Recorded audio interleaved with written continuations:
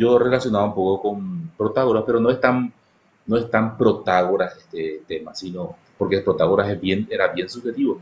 Sin embargo, los racionalistas quieren ser bien objetivos, sin ser aristotélicos.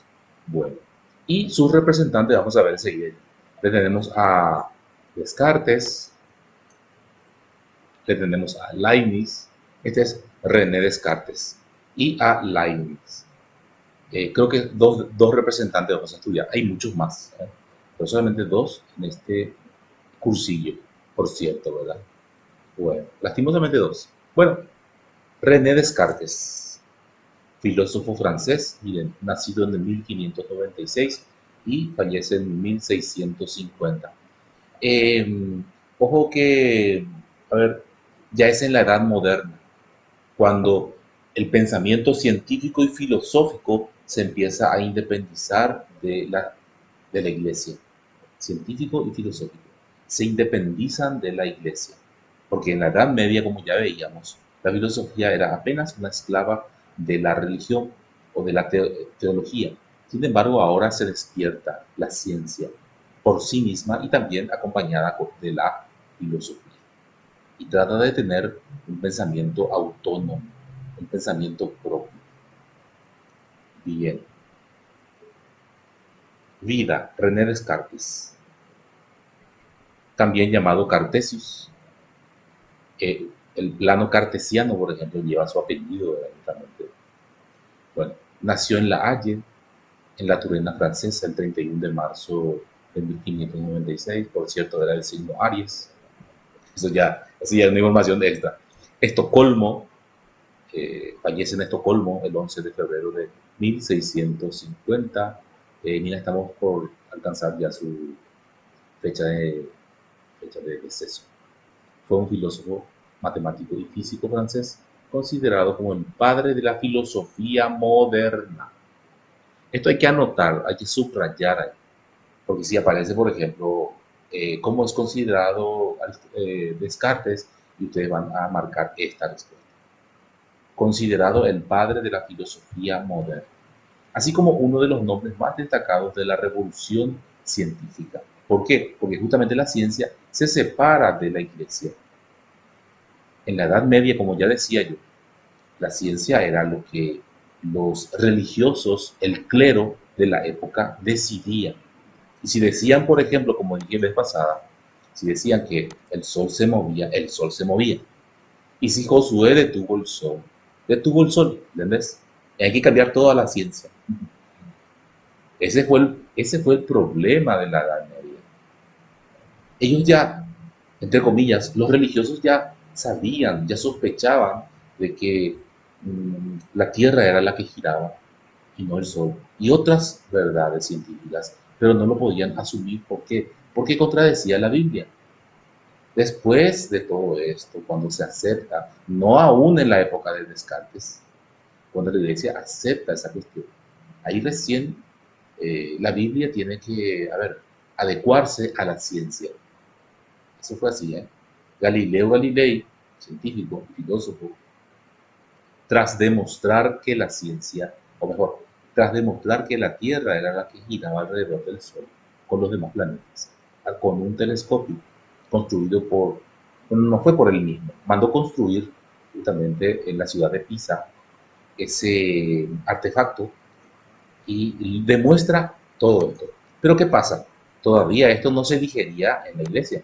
¿Y qué pasó entonces? Tuvo que desdecirse, o sea, negar que la tierra era la que giraba. Porque si no, ¿qué le iban a hacer? Le iban a matar. Bueno, eso fue así.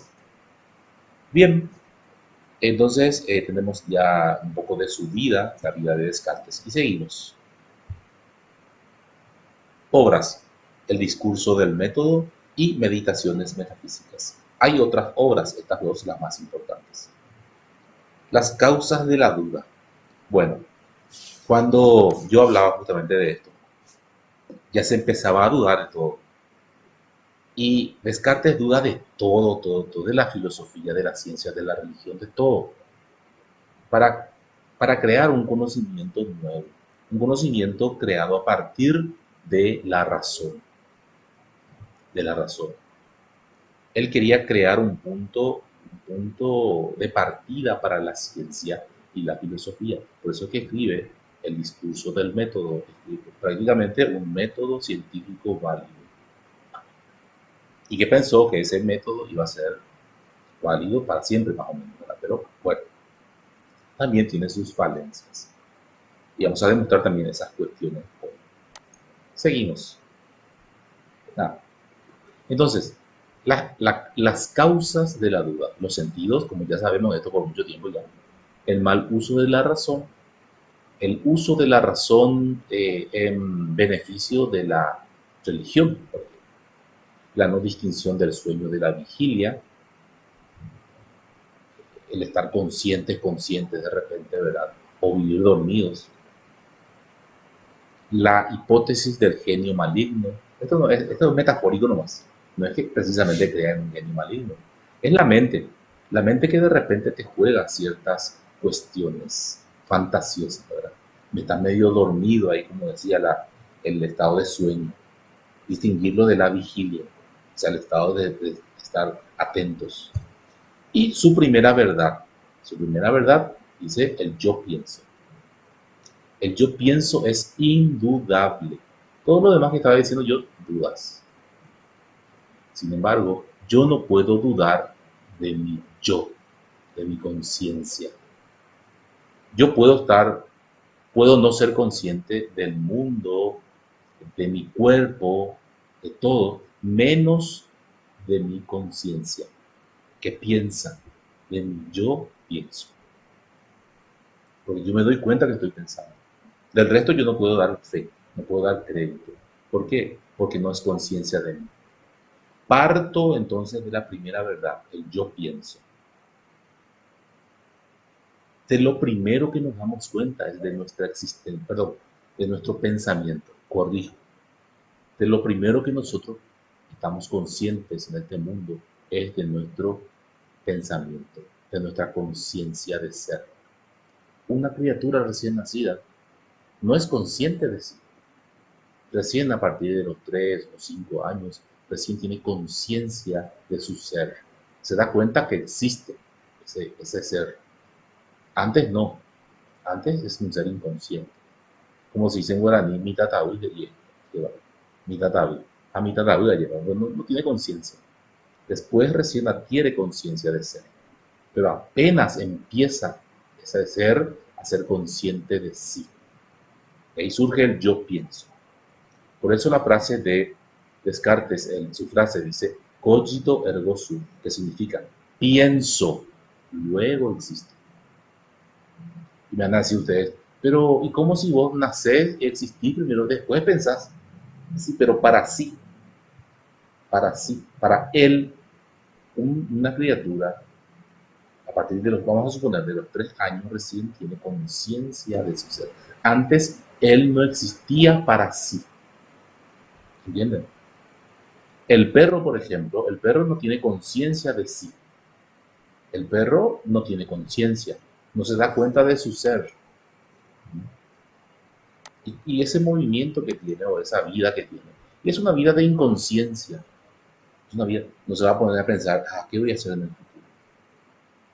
¿Qué voy a hacer en el futuro? No, porque no tiene conciencia de sí mismo. Actúa por instinto y nada más que por instinto. Entonces, en una criatura de 3 años, que es prácticamente un monkey, un monito de 3 años, vamos a ponerle más, 5 años, recién va a empezar a tener conciencia de sí mismo. Bueno, eso depende de la persona, ¿verdad? La persona puede tener conciencia antes. Bien, dice cogito ergo sum, pienso, luego existo. Lo único indudable es mi yo puro, yo puro.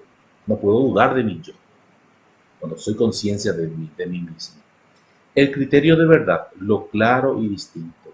Y atiendan aquí porque es muy importante, famoso que todo es importante. Es muy importante esta frase, dice, lo claro y distinto como criterio de verdad. Claro porque cuando algo es claro, es distinto. Cuando algo es todo parecido, es confuso. Confuso es cuando se mezcla algo, con otra cosa. Eso es confuso. Un momentito, voy a traer un ejemplo.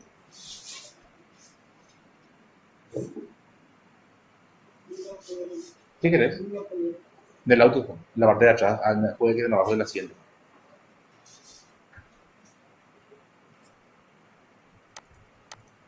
Sí, estaba viendo el ejemplo. Bueno, voy a preguntar qué es esto. Ustedes sacudiendo el polvo. ¿Qué es esto? A ver si alguien sabe. No importa no saber, yo te voy a decir qué es.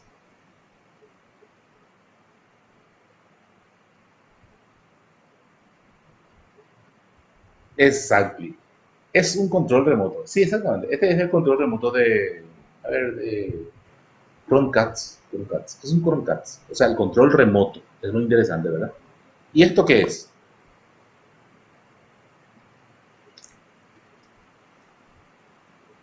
Exactamente. Una cajita de fósforo. Mira, son distintos. Cuando vos ves distintas estas cosas, entonces son claras. ¿Por qué? Porque esto no se confunde con esto. ¿Mm?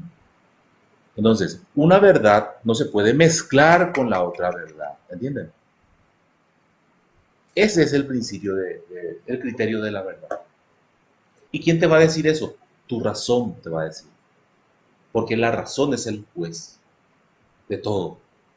Mi razón. No un libro de contenido de revelaciones de Dios. No. No es que esté en contra de la religión. Tampoco. Pero es que estamos haciendo ciencia, no religión. Y filosofía. Entonces, esto no se puede mezclar. Son distintos. Y yo me doy cuenta que son distintos. No puedo decir, ah, esto se le parece. No, ni siquiera se le parece, ¿verdad? Y ni siquiera sirve para la misma cosa, porque es claro. Son claros. Esto yo veo claro y es distinto a este. Ese es el criterio de verdad. Y no puedo mezclar. Mi mente al ver ¿m? Se basa en la evidencia. La razón, el razonamiento, mejor. El racionalismo se basa justamente en el criterio de evidencia por lo claro y distinto. ¿Y qué es lo evidente? Lo evidente es lo que yo veo. Y lo que yo veo no se puede mezclar porque son distintos. Acá mi celular y una pila. Son distintos, distintos. Veo claro y distinto. Muy bien, seguimos. Eso nomás, facilito. Vamos a hacerlo de lo más simple posible. Las reglas del método. Y en su obra, ¿cómo se denomina su obra? El discurso del método, eh, enuncia estas reglas, ¿sí? Y está más o menos ordenadas estas reglas. La primera regla dice la evidencia. Parto de lo evidente. Esto es evidente. Mira, el fósforo. Todo es evidente. Y ahí ya puedo seguir. La segunda regla dice el análisis. ¿Y qué quiere decir análisis? Pregunto. A ver, respondan nomás como quieran. O sea, como entiendan. ¿Qué es análisis? Siempre decimos analizar tal cosa, tal cosa. Te apuesto que la mitad de los docentes, sí, sí. Te apuesto que, y le iba a decir, te apuesto que la mitad de los docentes, lastimosamente, no saben lo que significa analizar. Lastimosamente digo porque no se les enseñó nomás. Bueno, ¿algún otro concepto que tienen de análisis?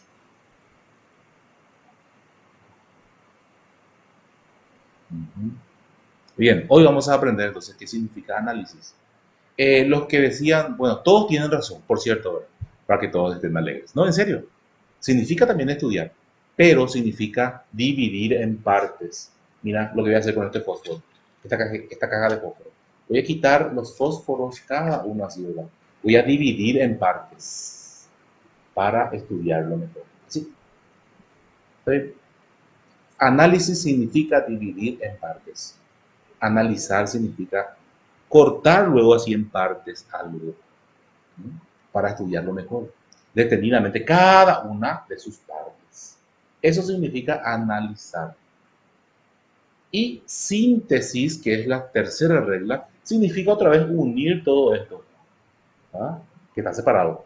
Pero no ya el todo, sino la parte más importante. Esa es la síntesis, el resumen de todo lo que analizamos. Analizar significa dividir en partes. Eso significa analizar. Cuando el profesor de castellano te dice, y la profesora Mavi seguramente, ella fue mi alumna, te dice, vamos a analizar un texto. ¿Qué quiere decir eso? Van a dividir el texto aquí se me cayó un poco, en verbo, en sustantivos, en complementos y bla, bla, bla. ¿Entienden? Análisis de una oración, análisis de un texto. Analizar significa dividir en partes algo. Para estudiar, como decía una compañera, para estudiar. Bien, y la síntesis que es necesaria después del análisis, recoger las partes más importantes. Es como hacer un mapa conceptual con lo más importante de un texto. Bien, análisis. Y después del análisis viene, aquí está, la enumeración. ¿Qué significa la enumeración? La clasificación. Bueno, voy a ordenar entonces de 1 al 10, por ejemplo, todo esto que sinteticé y previamente análisis. Clasificar en partes. La taxonomía sería eso. Bueno, eso significa analizar. Esta regla tenés que aprenderte de memoria nomás, pero tenés que saber también qué significa. Evidencia es lo que ves. Análisis, dividir en partes para estudiar. Síntesis, reunir todo lo estudiado. Y enumerar significa clasificar. Así de fácil es. El método o las reglas del método científico de Descartes. Cualquier duda pueden preguntar sin ningún problema, pueden intervenir en cualquier momento, pueden levantar la mano, no hay problema. Y dice después también sobre las matemáticas. Mira lo que dice de las matemáticas del profesor Ricky. La matemática es el conocimiento más perfecto por ser demostrativo, o sea que se demuestra, ¿verdad? Se demuestra. Y bien, perfecto. Le damos la razón a Descartes o no. La matemática es el conocimiento más perfecto. Preguntó. Muy bien, muy bien. El profesor ya va a contradecirlo enseguida. Bueno, eso es lo que pensaba Descartes. Lastimosamente le voy a tener que contradecir. La pinta, estos filósofos se contradicen todo. Pero bueno, lo que pasa es que todo evoluciona y los que pensaron antes de una forma, puede que hoy en día piensen de otra. Si Descartes vivía todavía, él me iba a decir lo mismo que yo, que no es cierto. Bueno, ¿cómo se denominan, cómo se llaman los principios matemáticos? ¿Qué son los principios? Las bases, los fundamentos de las ciencias. Bueno, ¿cuáles son los principios matemáticos? ¿Cómo se llaman? Mejor, ¿cómo se llaman? Bueno, no tenemos por qué saber esto. Les digo, los principios matemáticos se denominan axiomas. Voy a sacar mi ayuda en memoria. Mi drive, por ahí tengo mi ayuda en memoria, o de notas, por decir, ¿verdad? Bien. Esto para saber nomás, pero es importante a modo de ejemplo de lo evidente. Bueno, René Descartes, él decía sobre principios matemáticos, él hablaba de ellos, de los axiomas. Los axiomas son los principios de la matemática, así se llaman.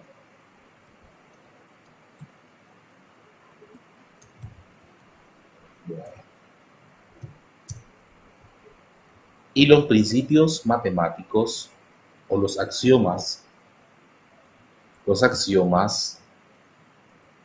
son principios evidentes. Por eso justamente Descartes decía que la matemática es la ciencia más perfecta, ¿por qué? Porque sus principios son evidentes. O sea que coincide con su método científico. Porque se parte de la evidencia, de lo que yo veo, de lo que yo veo. Por ejemplo, en la geometría, si yo digo cuántos lados tiene el cuadrado, ya es redundante. Repito, cuántos ángulos o cuántos lados tiene un cuadrado. Ya es repetitivo, no tengo ya ni decirlo. El cuadrado tiene 4 lados, ¿verdad? Porque cuadrado luego significa eso. Porque es evidente. Yo no tengo que irme a contar los lados de un cuadrado, suponiendo que esto es un cuadrado, ¿verdad? Un rectángulo. No me tengo que ir a contar uno, dos, no. ¿Por qué? Porque al ver ya se sabe que tiene 4 lados. Porque sus principios son evidentes, ¿entienden? Ahora, evidentes, indemostrables. ¿Por qué es indemostrable? Porque yo no tengo que ir a demostrar eso. No tengo que ir a demostrar si se ve. Se muestra, no se demuestra. Se muestra, no se demuestra. Se muestra, es evidente. Lo mismo, de lo mismo. O sea, si yo digo que es evidente es porque se muestra a nosotros. No tengo que irme a buscar. ¿Qué significa demostrar? Traer, por ejemplo, ¿conocen esas reglas que tienen figuras geométricas? Traer esa regla y ver si coincide con este. No, porque al ver ya me dice que es un cuadrado o un círculo redondo. No, no tengo que demostrar eso. ¿Por qué? Porque se muestra, como ya dije. ¿Verdad? Bueno, bien. Y por esto justamente las matemáticas no son tan perfectas. Voy a escribir un axioma aquí. Mira, la unidad. Yo quiero que vos me digas la respuesta. La unidad es divisible por cuánto.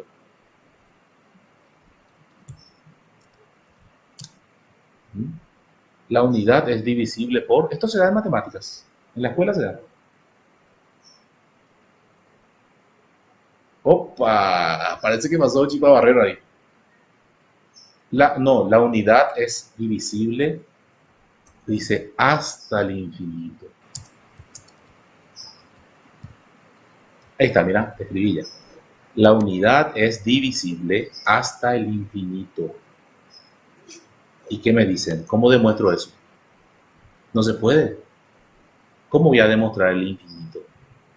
Y es un principio evidente. Bueno, es un ejemplo nada más. Las matemáticas, sus principios son indemostrables. ¿Por qué son indemostrables? Porque son evidentes.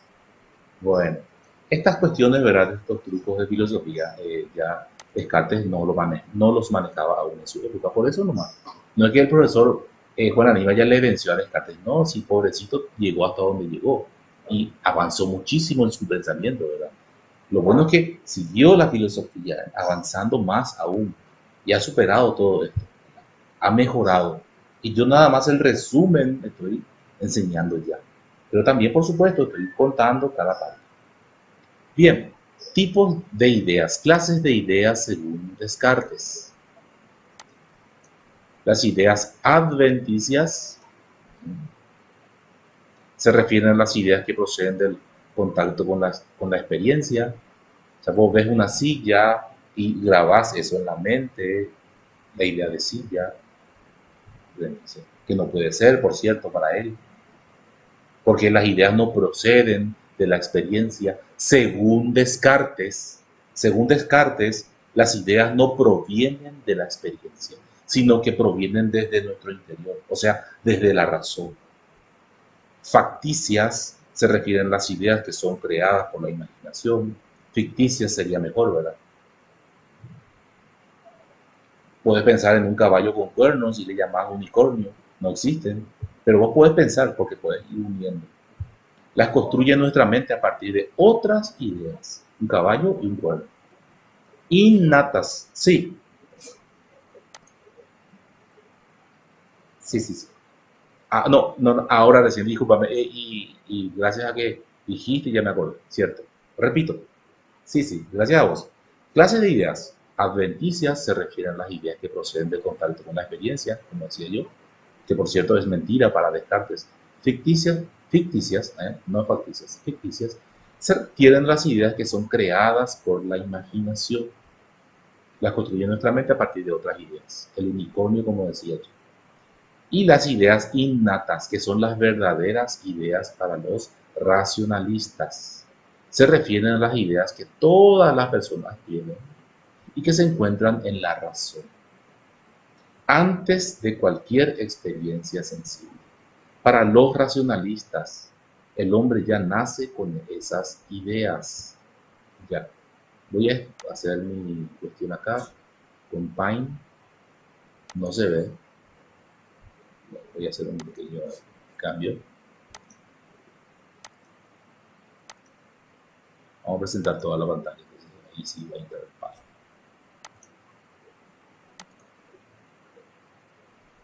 Está Paint. Aquí está.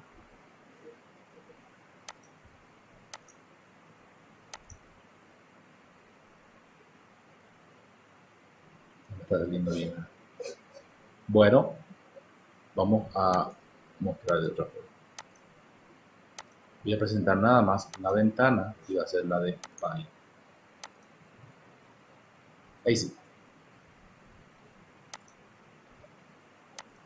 Está. Para los racionalistas.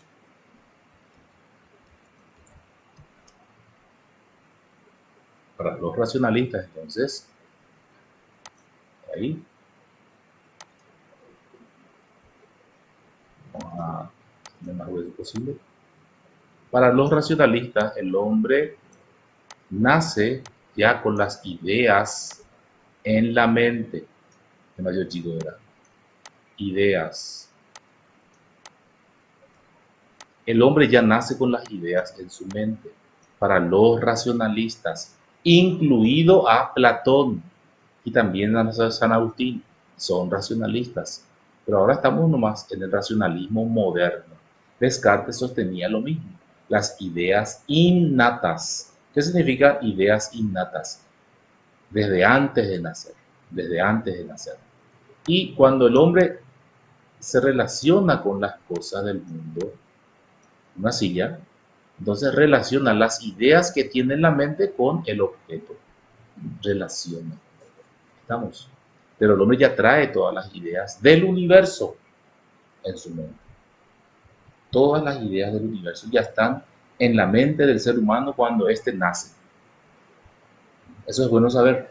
El racionalismo sostiene que la fuente del conocimiento es la razón.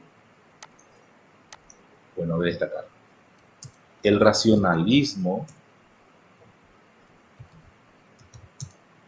sostiene que el conocimiento surge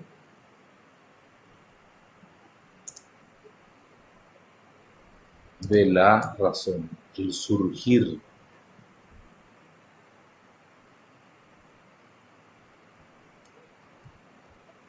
De la razón. Esta. Surge de la razón.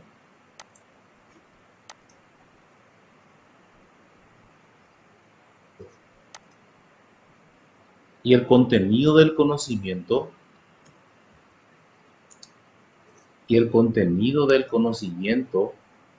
es a priori. El racionalismo sostiene que el conocimiento surge de la razón. Y el contenido del conocimiento es interno o a priori. A priori. Ahí está. Este es el racionalismo.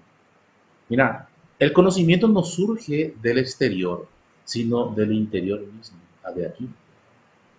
La razón es la fuente del conocimiento, las ideas innatas, que ya las tenemos desde antes de nacer, ya nacemos con las ideas. El racionalismo sostiene que el conocimiento surge de la razón. El contenido de ese conocimiento es interno, o sea, desde dentro de nosotros, o a priori. ¿Qué significa la palabra a priori? A priori, independiente a la experiencia. Yo no necesito experimentar, ver la silla para tener la idea de silla. Ok. Esto por un lado. Esto, alguien seguramente ya se va a encargar de enviar en el grupo. Bueno. Este es el racionalismo. Racionalismo. A ver, seguimos. Ya, tengo que cambiar entonces mi modalidad. Pequeños detalles.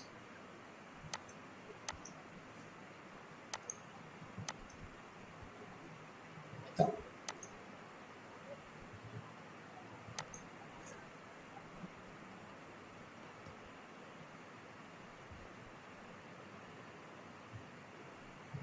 Definición de sustancia. ¿Qué es la sustancia para Aristóteles? La sustancia es el elemento ontológico común a todo lo que existe. Sustancia, el elemento ontológico común a todo lo que existe, o sea, el ser de cada cuestión, el ser de cada ente, podemos decir. Y para Descartes hay tres tipos de sustancias. Sustancia infinita. Ven cómo todo no rechaza la idea de Dios. Lo que pasa es que Dios nomás no tiene su injerencia en la ciencia. Nada más. Sustancia infinita, res infinita, Dios. Este res infinita es en latín, res que significa cosa o sustancia. Repito, sustancia infinita, res infinita, Dios. Sustancia pensante, res cogitans, el alma. Sustancia pensante, res cogitans, el alma. O sea, la razón. Sustancia extensa, res extensa, el cuerpo, el mundo y todo lo que existe de forma física. Sí. No sé si hay preguntas ahí. El mecanismo cartesiano, perdón, el mecanicismo.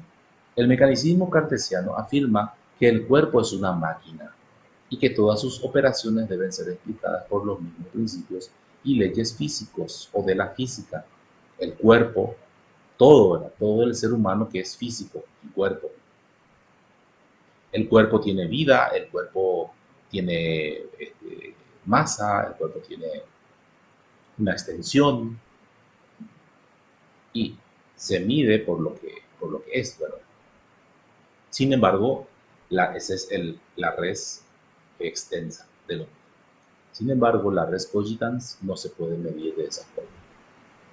Dice los principios y leyes de la física que se explican en el mundo inanimado, o sea, en el mundo donde no hay vida, o sea, sí, vida. Pero el cuerpo en sí, a pesar de que el cuerpo tiene vida, pero también se mide como cualquier objeto. Antropología cartesiana, la antropología filosófica cartesiana. Dice, el hombre es un dualismo. Esto es igual que Platón, pero es distinto en algún sentido, vamos a decir. Sustancia pensante, res extensa, y su comunicación. O sea, la comunicación entre estos dos, estas dos sustancias que tiene el hombre. El hombre entonces está compuesta de dos sustancias. El alma, la res cogitans, y el cuerpo, la res extensa. Es un dualismo, ¿por qué? Porque se oponen. Dualismo significa dos realidades que se contraponen. Pero este dualismo es más radical que el de Platón, ya que en Platón el alma debe dirigir al cuerpo y ser como un navegante a su barco, a su embarcación. Eso decía Platón. Sin embargo, para Descartes, la comunicación entre alma y cuerpo es imposible. No hay comunicación entre alma y cuerpo. Lo sostuvo a lo largo de su vida, pero que al final, ¿verdad?, de su pensamiento admite que existe una comunicación del alma al cuerpo que se da en la glándula pineal. Esta es una salida que se dio, ¿verdad?, Descartes, pero que ya no es coherente con su pensamiento, pero es bueno saberlo. Es imposible su comunicación, pero en algún momento él sostuvo que el alma se comunica con el cuerpo en la glándula pineal.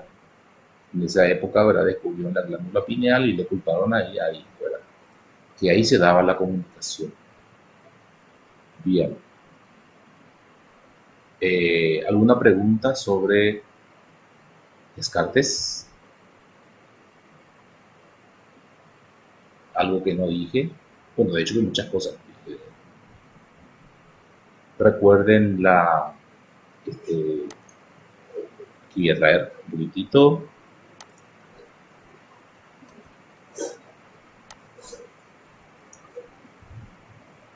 eh, el principio que no es solo de Descartes, sino que es también de todos los racionalistas. Los racionalistas sostuvieron esto. Ahí está. Que el conocimiento tiene su origen en el interior del individuo, en la razón específicamente, o que ya estaba depositada en la razón. La fuente del conocimiento es la razón, a través de las ideas innatas, o sea que ya nacemos con todas las ideas del universo y que relacionamos en el momento de ver la silla, relacionamos ese conocimiento con el objeto que está afuera. Pero no siempre es así, o sea, también podemos hacerlo solamente pensando en esa idea. Por ejemplo, con la idea de los números, o con la idea de Dios. Dios no lo podemos ver, pero lo tenemos en la mente, como idea, como idea. No es que Dios esté en nuestra mente. Bien, ¿alguna pregunta sobre Descartes? Ahí llega, hasta ahí llega el contenido cartesiano. Para después pasar con eh, Gottfried Jorge Federico Leibniz, 1646-1716 después de Cristo. Vaya peinadito que se manda, ¿verdad? Ahí está. Perdón, ya no estaba mostrando un rato. Bueno, Jorge Federico Godofredo, Godofredo Leibniz. Ahí está. Bien. 1646-1710. También es un filósofo racionalista. Bueno, aquí voy a escribir eso. Racionalistas. Tenemos a Descartes y a Leibniz. También Spinoza. Por ahí sí se pide, ¿verdad? Berkeley. Bueno, ahí está. Racionalistas entonces. Pero solamente vamos a estudiar a dos de ellos, a Descartes y a Leibniz, según nuestro programa. Bueno.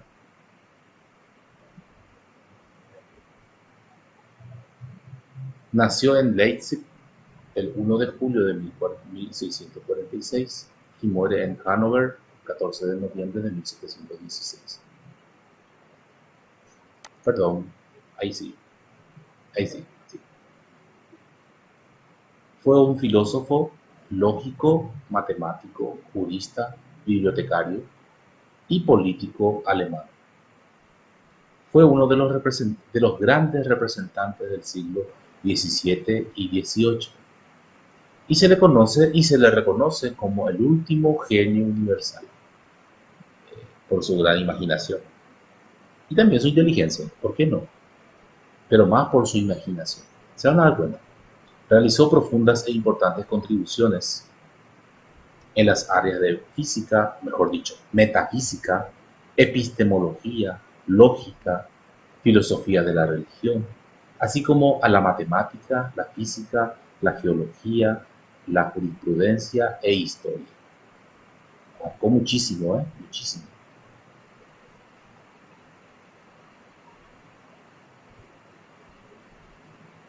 Obras: El discurso de la metafísica y la monadología. El término monadología viene de mónada.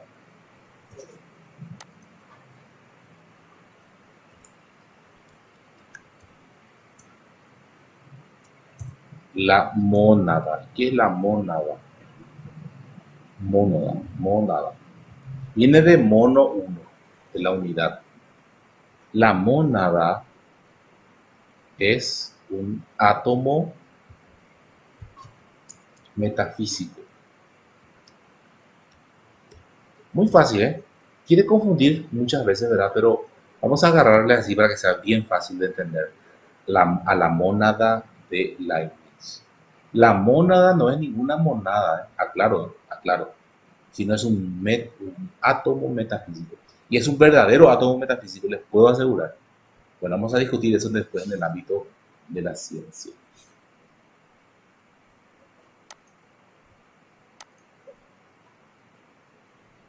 Dice, le da un nuevo significado a la sustancia.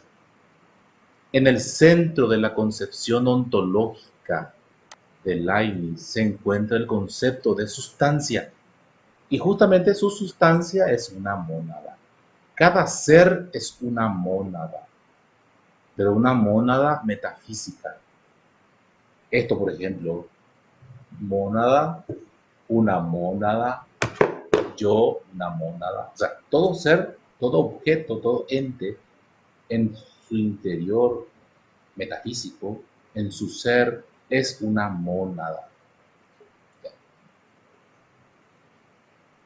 Por sustancia, aquella realidad espiritual que existe en sí misma y posee en sí de modo pleno toda su realidad. Y es un reflejo justamente de la realidad. En cada mónada está el reflejo del universo, dice Leibniz. Es como un espejo. Bueno, veremos después. Leibniz denominó a la sustancia mónadas, dijimos, y según su opinión, la naturaleza esencial de la mónada consiste en fuerza y actividad. O sea, que en cada mónada, cada ente, se compone de una fuerza, de actividad, de dinamismo en sí, que no puede salirse de sí. Está encerrada la mónada eh, eh, en sí misma, ¿verdad? Y vamos a ver sus características. Las mónadas, sus cualidades, creación e indestructibilidad. ¡Ay! No, pero es fácil de comprender, mira, te digo. Si nosotros decíamos que el ser era indestructible, ¿se acuerdan? Con Platón. Tú puedes quemar una silla, pero la idea de silla nunca va a perecer, porque está aquí la idea, la sustancia, según Leibniz. La sustancia silla está en la mente, es una mónada que no puede extinguirse, es indestructible. Es incorpóreo, obviamente, ¿verdad? No nacen ni mueren, son eternas las mónadas. Y eso decíamos también con Platón. Son individuales, no pueden confundirse las mónadas. Vamos en el mismo sentido de Descartes, ya que Leibniz es también racionalista, al igual que Descartes. Bueno, entonces son individuales. Cada mónada es absolutamente independiente. Mira, son independientes. Las mónadas se encuentran sometidas a cambios constantes. Suelen cambiar, ¿eh? Suelen cambiar, pero esto lo vemos a nivel sustancial, o mejor dicho, metafísicamente hablando, pero no así fue de forma física precisamente. Yo estoy comparando nada más de forma física, porque estamos diciendo nomás que cada ente tiene una mónada. La mónada representa a cada ente o cada ser material. Cada mónada es como un gran espejo en el que se refleja el universo entero. Esto vamos a tratar de entender. Cada mónada, mira, acá vemos dos, tres, a ver. Bueno, cada mónada, en cada mónada se refleja el universo entero. Terrible. Bueno, ¿cómo se entiende esto? Si yo agarro a ver, un grano de arena, vamos a suponer que te vas en Camboriú, ¿por qué no? Te vas a Samber, ahí, hay un poco de playa. Bueno, agarras un grano de arena, Mishimi, ¿verdad? Uno, ese grano de arena ya es una mónada, o se representaba por una mónada. Ese grano de arena, eh, en ese grano de arena está, por decirlo, escrito el universo. El universo entero está escrito en esa mónada o en ese grano de arena. ¿Será posible? Bueno, yo le pregunto, por ejemplo, a una persona, no sé, a X personas, le pregunto eh,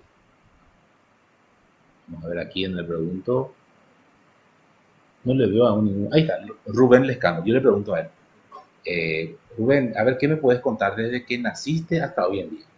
Y me va a empezar a contar, ¿verdad? Todas esas experiencias. Ven cómo se refleja también el universo en él. No es, eh, les digo nomás que esta no es la iglesia universal para decir todo el universo. No. Sí, me va a empezar a contar sus experiencias. Yo también voy a contar mis experiencias, ¿verdad? Tal vez mis experiencias sean más largas por mi edad. Sí. Pero cada uno tiene. Pero eso no interesa luego para la INI. ¿Por qué? Porque las ideas innatas de los racionalistas ya están impregnadas en cada ser. En Descartes decía solamente en la razón del ser humano. Sin embargo, él habla de todos los seres. ¿Por qué? Porque en cada ser o en cada mónada se refleja el universo entero. Si yo le pregunto a una piedra, mira, a una piedra le pregunto, ¿de dónde venís? Que está más filosofía, oye, Maitandia de, ¿qué me va a decir una piedra? Si yo le pregunto, ¿de dónde venís? Y simplemente no te va a responder, ¿verdad? No, pero agarrar ese grano de arena, ya que estábamos dando el ejemplo del grano de arena, y hacerle un estudio, no sé, científico, no sé, de, por ejemplo, del carbono 14, te va a contar muchísimo por lo que ya pasó. Te va a contar incluso del origen del universo. Incluso nosotros los seres humanos, como dicen muchos científicos, somos polvos de estrellas, porque provenimos de las estrellas, todos. No solamente el ser humano, sino el universo mismo. Y no es que esté de acuerdo tanto con la ciencia, no, no, no, estoy de acuerdo completamente con la ciencia y con las vacunas anti-COVID. Bueno, pero el tema es el siguiente, que todos venimos de algo, del universo, de la explosión universal, si se quiere, ¿verdad? Y todos tenemos historias que contar, o sea, la historia del universo. Pero también Leibniz aclara que cada ser va a contar a su manera la historia. Una piedra, por ejemplo, no te va a contar bien. Vamos a suponer que esto sea una piedra. No te va a contar bien la historia. ¿Por qué? Porque no tiene tanta conciencia de eso. Yo si le estudio a ese ser, sí me va a contar mucho. Incluso esta piedra, vamos a suponer que sea piedra. Esta piedra vivió mucho más que yo. O sea, existe, no vive, no tiene vida. Existe mucho antes que yo, ¿verdad? Pero yo también de alguna forma existí en algún otro ser. Y no hablo de la reencarnación, no. Sino hablo a nivel atómico, ya que estamos hablando de átomo metafísico. Sí, todos venimos de lo mismo y todos nos vamos hacia lo mismo. Si hablamos en un lenguaje científico, se dan cuenta cómo Leibniz no se aleja de la ciencia, no se aleja tampoco de la filosofía, por supuesto, es filosofía, y tampoco se aleja de la religión, porque él tampoco rechaza la idea de Dios. Él habla de que Dios también es una mónada, y seguramente es la mónada, no como nosotros mónadas más inconscientes por decir, porque Dios es un átomo o es una mónada muy, pero muy consciente. Sí que existe, ¿verdad? Pero Leibniz decía que sí existía. Después vamos a hablar sobre su pensamiento religioso. Entonces, haciendo un resumen de lo que ya dije, la realidad se conforma de sustancias, cada sustancia es una mónada, es un átomo metafísico, es pura energía, dice, fuerza, actividad, pero es metafísico, no es físico, es metafísico.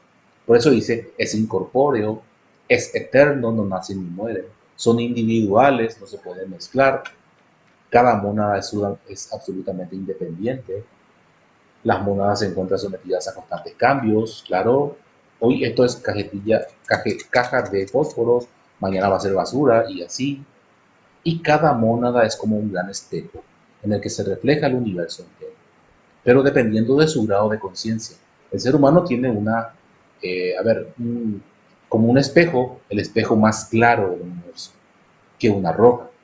Pero puede que esa roca te diga más del universo que el ser humano. Porque esa roca ya ha existido muchísimo tiempo antes que toda la humanidad. Bien, sí.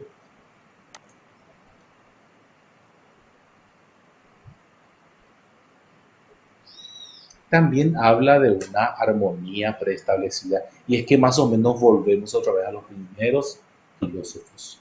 Las mónadas se encuentran en concordancia entre sí mediante una armonía preestablecida por Dios. A ver, distintos tipos de mónadas, así, ¿verdad? Distintos tipos de mónadas.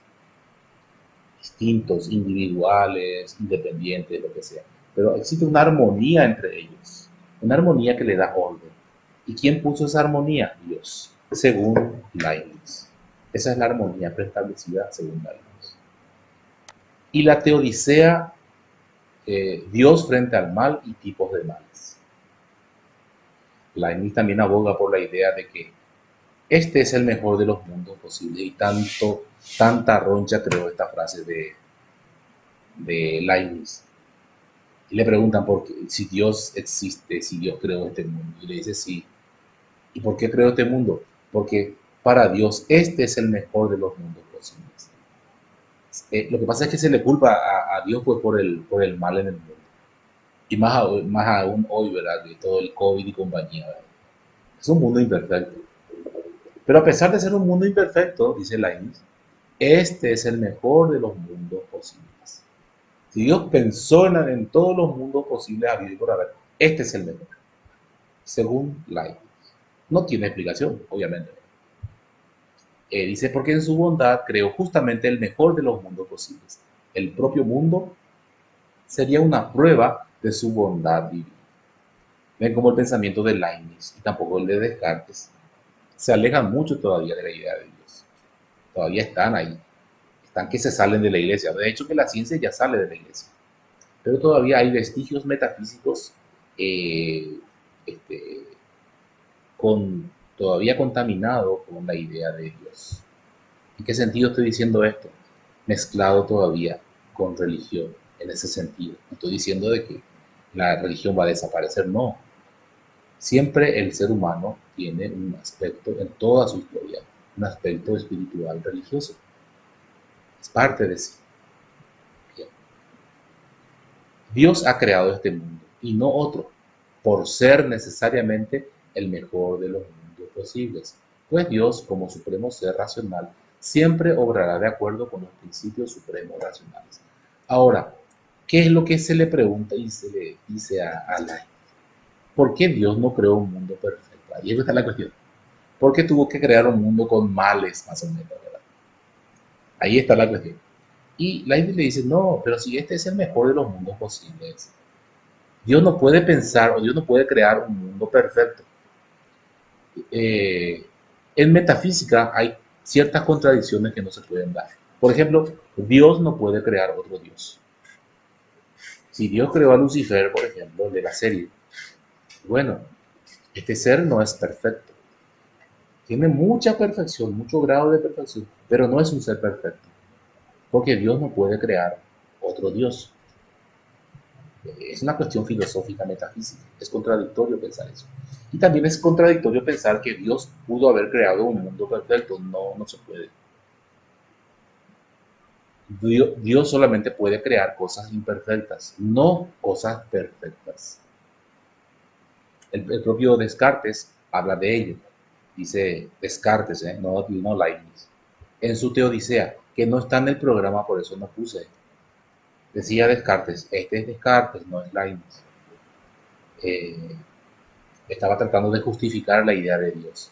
Y dice, eh, de lo imperfecto nada surge.